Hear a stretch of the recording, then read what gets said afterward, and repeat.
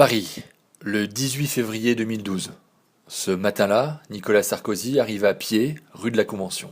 C'est ici, au numéro 18, que le candidat de l'UMP inaugurait les 600 mètres carrés de son QG, avec une équipe resserrée d'une quarantaine de personnes autour de Guillaume Lambert, son directeur de campagne, et de Nathalie Kosciusko-Morizet, sa porte-parole. On m'a dit, c'est pas grand. Ben oui, bon, on n'a pas besoin de grands bureaux, parce que quand on a des grands bureaux, c'est qu'on a envie de rester dans les bureaux. Nous, on a envie d'aller sur le terrain à la rencontre des Français. Alors pourquoi prendre des grands bureaux?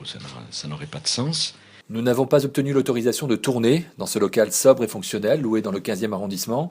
C'est donc en diaporama vidéo que le Républicain Lorrain vous propose, après notre reportage avenue de Ségur dans les bureaux de François Hollande, d'entrer dans les coulisses de cette élection présidentielle.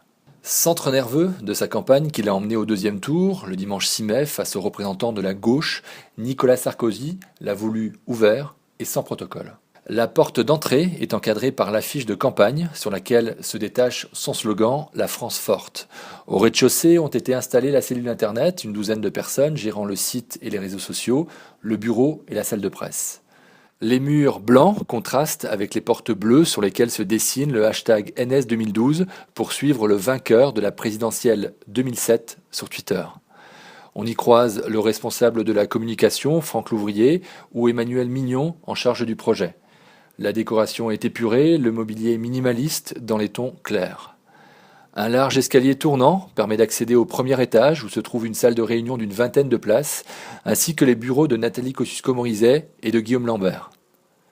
À proximité, l'actuel locataire de l'Élysée. Même sobriété teintée de quelques touches personnelles. Derrière son bureau de bois clair, un portrait avec son épouse Carla entourant Nelson Mandela, ainsi qu'une affiche du film Jeanne d'Arc, représentée sous les traits d'Ingrid Bergman. C'est notamment ici qu'il a accordé au titre de l'Association des journaux de l'Est de la France un entretien exclusif paru le mercredi 25 avril dans le Républicain Lorrain.